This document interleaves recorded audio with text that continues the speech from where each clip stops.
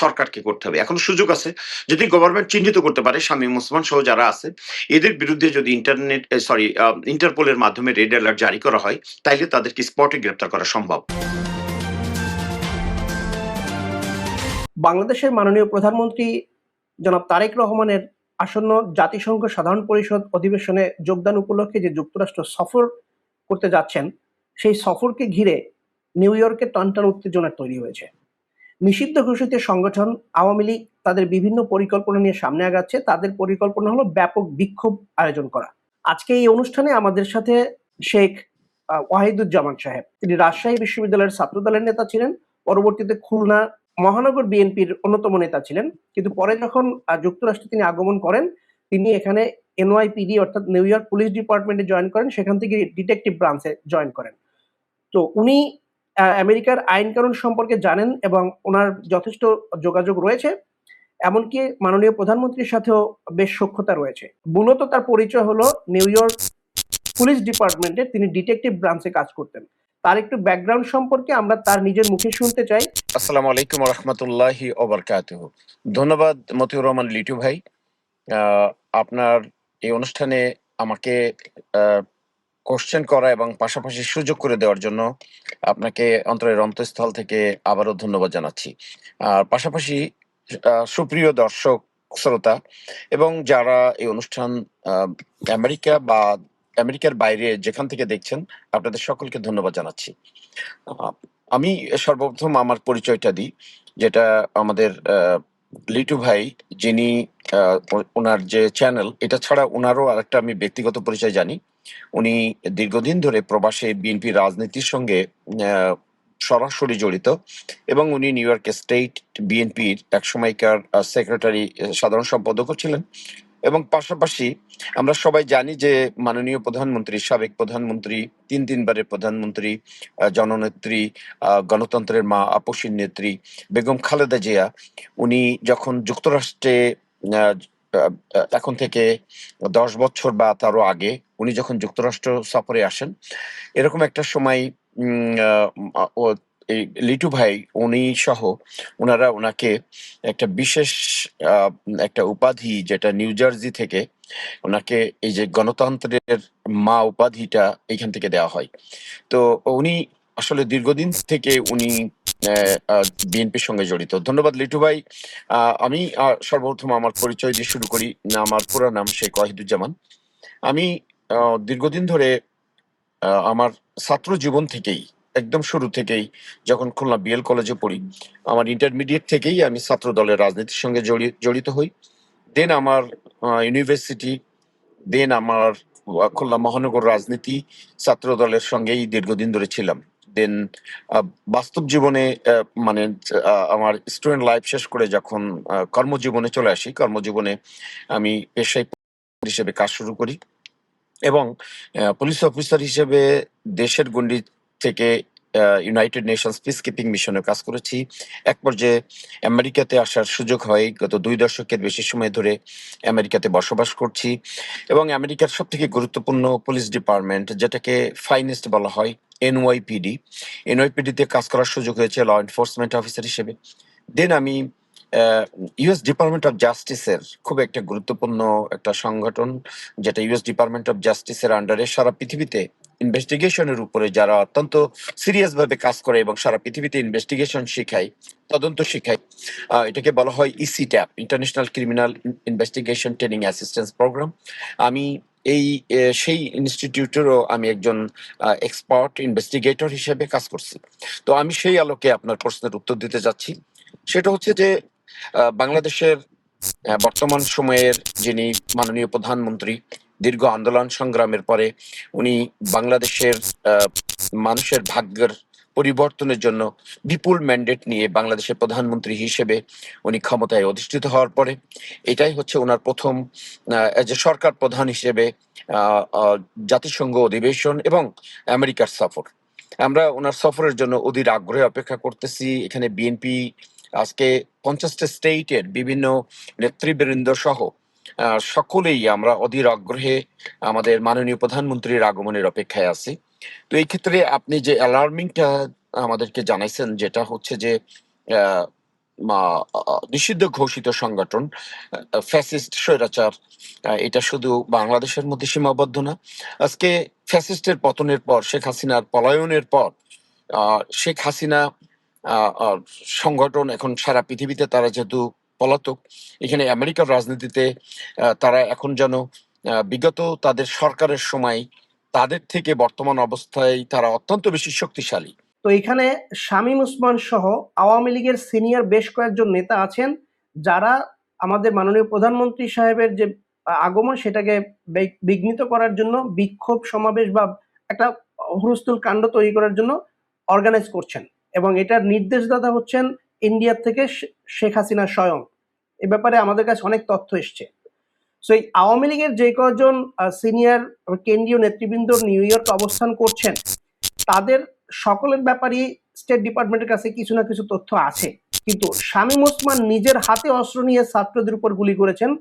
শামীম ওসমান নিজে স্বীকার করেছেন যে তাকে অস্ত্র হাতে এই আন্দোলন দমাতে রাস্তায় নামতে হয়েছে। এত কিছু স্বীকারোক্তির পরেও তিনি কিভাবে যুক্তরাষ্ট্রের মাটিতে এই বিক্ষোভ সমাবেশ অর্গানাইজ করতে পারছেন, তো এই বিষয়ে কি আসলে প্রশাসনিকভাবে কিভাবে অ্যাকশন নেওয়া যেতে পারে, আপনি একজন সরকারি কর্মকর্তা বা একজন ডিটেকটিভ অফিসার হিসেবে আমাদেরকে একটু বলুন। ধন্যবাদ লিটু ভাই।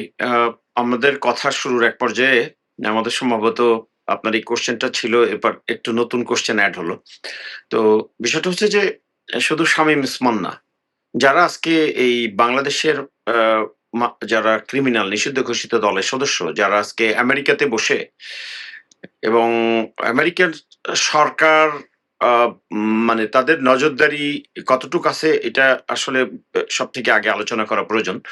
যে উনারা এই দেশের মাটিতে এসে কিভাবে আছেন, তাদের স্ট্যাটাস কি, এবং তারা বাংলাদেশের যে নিষিদ্ধ ঘোষিত দলের এবং সাজাপ্রাপ্ত বা পলাতক আসামি, এ বিষয়ে বাংলাদেশ সরকারের পক্ষ থেকে আমেরিকাকে কোনো অবহিতকরণ কোনো কিছু করা হয়েছে কিনা? যেটা হচ্ছে আপনি জানেন যে ইন্টারন্যাশনালি ইন্টারপোলের মাধ্যমে এই জাতীয় ব্যবস্থাগুলো নেওয়া হয়। তো এক্ষেত্রে নিয়মটা হচ্ছে যে ইন্টারপোল অথবা যেটাকে বলা হয় আপনার ইন্টারপোল যদি বাদ দিয়ে আপনি এটা মনে করেন যে ইউএস ডিপার্টমেন্ট, যেটা ইউএস ডিপার্টমেন্ট অফ স্টেট বা ইউএস ডিপার্টমেন্ট অফ জাস্টিস, এই যে এরকম তিনটা বড় সংগঠন আমেরিকার মাটিতে কাজ করে। ইউএস ডিপার্টমেন্ট অফ স্টেট হচ্ছে সব থেকে বড়, দেন ইউএস ডিপার্টমেন্ট অফ জাস্টিস, এরপরে হচ্ছে যেটা ইন্টারপোল, এটা সারা পৃথিবীতে কাজ করে এই অর্গানাইজেশন। এখন সংশ্লিষ্ট দেশ থেকে শামীম ওসমান সহ আরো যারা আছেন তাদের বিষয়ে যদি জানতে চাই, তাইলে এই ক্ষেত্রে বাংলাদেশ সরকার যথাযথ কর্তৃপক্ষের মাধ্যমে যদি ইউএস স্টেট ডিপার্টমেন্টকে অবহিত করেন যে এরা নিউ ইয়র্ক স্টেটে বিভিন্ন জায়গায় তারা পলাতক আছে এবং বিভিন্ন নিষিদ্ধ ঘোষিত দলের এবং বিভিন্ন দুর্নীতি মামলা সহ একাধিক মামলা তাদের বিরুদ্ধে আছে, এই অবস্থায় তাদের বিষয়ে সংশ্লিষ্ট কর্তৃপক্ষ দৃষ্টিতে না আনা পর্যন্ত তারা এগুলো আমলে নেয় না। যেটা এখানে আপনি নিউ ইয়র্ক সিটির কথা বলি, যে NYPD, new York police department, এটা তারা যতক্ষণ না পর্যন্ত ইউএস স্টেট ডিপার্টমেন্ট বা ইউএস ডিপার্টমেন্ট অফ জাস্টিস তাদেরকে কোনো সুনির্দিষ্ট বিষয়ে না বলবে বা ব্যবস্থা নেওয়ার জন্য অনুরোধ না করবে, ততক্ষণ পর্যন্ত কেউ এখানে কোনো কার্যক্রম হাতে নেবে না এনওয়াইপিডি, যেটা নিউ ইয়র্ক সিটিতে শামীম ওসমানের প্রকাশ্য উপস্থিতি দেখা গেছে। এই ক্ষেত্রে আসলে পুলিশের কিছু করণীয় নাই। আর যদি যে কারণে ওই এরা কি করে যে যারা নিষিদ্ধ ঘোষিত দলের সদস্যরা, যেমন ধরেন ওয়েস্টার্ন নিউ ইয়র্ক এরিয়ার মধ্যে ইদানিংকালে সব থেকে এটা বাংলাদেশিদের হাব বলা হয়, যেটা বাফেলোকে, নিউ ইয়র্ক সিটির পরে সব থেকে বেশি মানুষ সেখানে বসবাস করে, যে এখানে প্রায় 1 লক্ষের উপরে বাংলাদেশি বসবাস করে। তো এরকম শুধু জনশ্রুতি না, সুনির্দিষ্টভাবে অনেকেই দেখছে যে এরকম নিষিদ্ধ ঘোষিত দলের অনেক বড় বড় নেতা বাফেলোতে বিভিন্নখানে অবস্থান করতেছে, ইভেন তারা কানাডা থেকে এখানে যাওয়া আসা করে। দ্যাট মিনস সেই সেই বিখ্যাত বেগমপাড়ার যাদের বাড়ি আছে তারা কিন্তু অনায়াসে তাদের কিভাবে তারা গ্রিন কার্ড করছে বা কিভাবে তারা বৈধতা পাইছে, এটা শুধুমাত্র স্টেট ডিপার্টমেন্টের কাছে ব্যাখ্যা আছে। বাংলাদেশ সরকার যতক্ষণ না পর্যন্ত ইউএস এবং কানাডা, এটা ক্রস বর্ডার, এখানে যদি উভয় দেশকে যদি অবহিত না করা হয়, তাহলে এরা এইভাবে কানাডা থেকে কয়েকদিন আগে এরকম একজন বিখ্যাত, যিনি শেখ হাসিনার খুব কাছের মানুষ, এরকম শামীম ওসমান না, আপনারা জানেন খোকন আরকি। তো এ বর্ডার ক্রস করে এসে বাফেলোতে এরকম সরাসরি প্রকাশ্যে সে মিটিং করে চলে গেছে। তো এরকম আরো অনেক মানুষ যাওয়া আসা করতেছে কানাডা দিয়ে, যাদের বেগমপাড়ায় বাড়ি। শামীম ওসমান, আমি সিওর না উনি নিউ ইয়র্ক সিটিতে থাকেন না কানাডাতে থাকেন। যে কারণে এখানে বর্ডার ক্রস করা তাদের জন্য খুব ইজি, এবং এই ক্ষেত্রে বাংলাদেশ সরকারের সবথেকে বড় ভূমিকা। এখানে এনওয়াইপিডি বলেন বা ইউএস ডিপার্টমেন্ট অফ স্টেট বলেন বা ইন্টারপোল বলেন, তাদের কোনো ভূমিকা নেই। একটা উদাহরণ দিলে সহজে আপনি বুঝতে পারবেন যে সম্প্রতি দুবাইতে বাংলাদেশের খুব কুখ্যাত আইজিপি বেনজির গ্রেপ্তার হয়েছিল, এবং আহ, বাংলাদেশ সরকারের আইনের দিক থেকে তাদের যে নমনীয়তা, বিভিন্ন যে ফাঁক ফকর, এইটাকে পার হয়ে আইজিপি বেনজির উনি আহ, দুবাইতে জামিন পেয়ে গেছেন। তাহলে দুবাইতে জামিন পেয়ে উনি এখন অবস্থান করতেছেন। ওনাকে উচিত ছিল বাংলাদেশে ফিরিয়ে নেওয়া, বাট ওনাকে বাংলাদেশে ফেরত নিতে পারেননি। তো এই অবস্থায় আমেরিকাতে তারা তো অ্যারেস্ট না, তারা প্রকাশ্যে চলাফেরা করতেছে, তাদের ব্যাপারে কোনো সংস্থার কাছে ভালো কোনো তথ্য নাই। ইন্টারপোলের রেড অ্যালার্ট জারি করা ছিল বেনজিরের বিরুদ্ধে, যে কারণে বেনজিরকে সহজে ইন্টারপোল গ্রেপ্তারে সহায়তা করছে। যেহেতু ইন্টারপোল একটা আন্তর্জাতিক পুলিশের সংস্থা, সেহেতু তারা এটা গ্রেপ্তার করতে গেলে ইউএস স্টেট ডিপার্টমেন্ট বা ইউএস ডিপার্টমেন্ট অফ জাস্টিস শুধু বললেই হবে না, সেক্ষেত্রে ইন্টারপোলেরও রেড অ্যালার্ট জারি করতে হবে। এই অবস্থায় আপনি যে বিষয়টা নিয়ে প্রথম কোশ্চেন করেছিলেন, যে বাংলাদেশের মাননীয় প্রধানমন্ত্রী উনি বাংলাদেশ থেকে নিউ ইয়র্কে সফরে আসছেন, যেটা দুঃখজনক হচ্ছে যে উনার আগমনকে কেন্দ্র করে তারা পাঁচ পাঁচ দিনের ব্যাপক কর্মসূচি ঘোষণা করছে, এবং 21শে সেপ্টেম্বর থেকে 26শে সেপ্টেম্বর পর্যন্ত তারা নিউ ইয়র্ক সিটিতে ব্যাপক প্রোগ্রামের হাতে নিছে, এবং তারা 6টা না, তারা 9টা পারমিট নিছে বিভিন্ন মানবাধিকার সহ বিভিন্ন ইনকর্পোরেশনের নামে। তারা দলীয় ভাবে না, আওয়ামী লীগের পক্ষ থেকে না, তারা এরকম 9টা পারমিট নিয়েছে তারা। যার মধ্যে উল্লেখযোগ্য হচ্ছে একটা পারমিট হচ্ছে খুব ভয়ঙ্কর, সেটা হচ্ছে মাননীয় প্রধানমন্ত্রী যে হোটেলে থাকবে, এখনো পর্যন্ত এই হোটেলের কোনো আহ, স্থান সরকারিভাবে প্রকাশ করা হয়নি। তদুপরিও তারা মাননীয় প্রধানমন্ত্রীর আগমনের উপরে ট্র্যাকিং করতেছেন, এবং তারা এরকম মাননীয় প্রধানমন্ত্রীর আগমনকে কেন্দ্র করে তার হোটেলের পাশে 5টা পারমিট তারা অলরেডি এনওইপিডি থেকে কালেক্ট করছে। এটা খুব নির্ভরযোগ্য সূত্রে জানা, এবং তারা মাননীয় প্রধানমন্ত্রীর উপস্থিতকালে তারা বিভিন্নভাবে মাননীয় প্রধানমন্ত্রীর বিরুদ্ধে বিভিন্ন রকম অবস্থান তারা করবে। এটা হচ্ছে হোটেলের আশপাশে। দেন ইউএনএ মাননীয় প্রধানমন্ত্রীর 24শে সেপ্টেম্বর সন্ধ্যে 6টায় ভাষণ আছে, এটা তারা আগে থেকেই জানে, এবং সেই ভাষণের সময় তারা ওইখানে বিভিন্ন রকম প্রতিবাদ মিছিল করবে, এবং বিভিন্ন ধরনের তাদের অবস্থান পরিষ্কার করবে। এটার জন্য তারা 3টা পারমিট নিছে। তাহলে এখানে হলো 5 আর 3 8টা পারমিট। দেন তারা জেএফকে, যেখানে মাননীয় প্রধানমন্ত্রী নামবে, সেখানেও তারা একাধিক পারমিট গ্রহণ করেছে। এরকম বিভিন্ন স্থানে তারা মোট 11টা পারমিট কালেক্ট করছে বলে তথ্য আছে।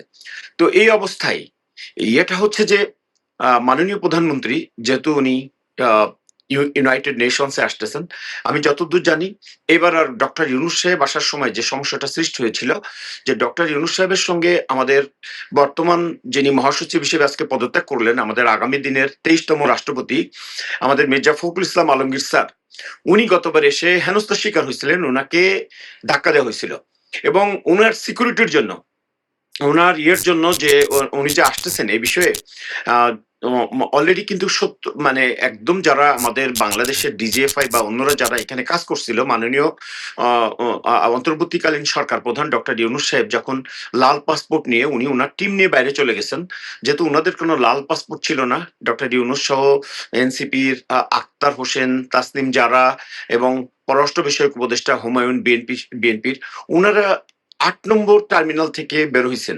এই তথ্য বিএনপির কাছে ছিল না। এত বড় ভুল একটা তথ্য যে বিএনপি 4 নম্বর টার্মিনালে অবস্থান করতেছিল, আর এর মধ্যে 11 নম্বর টার্মিনাল থেকে ওনারা বের হয়ে গেছেন, এবং আওয়ামী লীগ সেই নিষিদ্ধ ঘোষিত সংগঠন তারা এই তথ্য আগে কালেক্ট করছে, আগে কালেক্ট করে সেখানে তারা এরকম ডিম মারছে দেখছেন এবং হেনস্থার শিকার হয়েছে।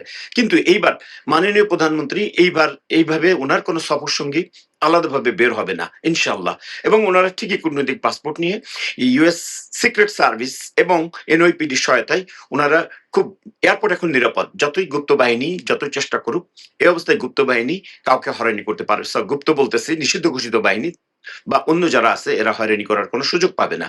কিন্তু বিষয়টা হচ্ছে, প্রশ্ন থেকে যায় যে এত কিছুর মধ্যে দিয়েও কিভাবে ডক্টর ইউনূস সাহেবের আগমনের সময় বিএনপির যাদেরকে দায়িত্বশীল যাদেরকে বসানো হয়েছিল তারা কি ভূমিকা পালন করছে, তাদের ব্যর্থতা কতটুকু। এবার যে প্রোগ্রাম হচ্ছে এই প্রোগ্রামের জন্য বিএনপি কারা মনিটরিং করছে এবং তাদের ভূমিকা কতটুকু। তারা কি মাননীয় প্রধানমন্ত্রীর শুধু ধরে নিলাম উনি এয়ারপোর্ট থেকে সুন্দর করে চলে গেলেন, দেন উনি হোটেলে অবস্থান করবেন, ওনার যাওয়া আসার পথ, দেন ওনার ভাষণের সময় সহ বিভিন্ন প্রোগ্রামে, যেটা 25 তারিখে এনআরবি মিটিং আছে মাননীয় প্রধানমন্ত্রীর সঙ্গে, সেখানে বা তার আশপাশে কি ধরনের নিরাপত্তার ব্যবস্থা নেওয়া হচ্ছে, এটা তদারকির জন্য কে কিভাবে কাজ করতেছে এটার উপরে ডিপেন্ড করবে মাননীয় প্রধানমন্ত্রীর আগামী দিনের সফর কতটা শান্তিদায়ক বা পিসফুল হবে।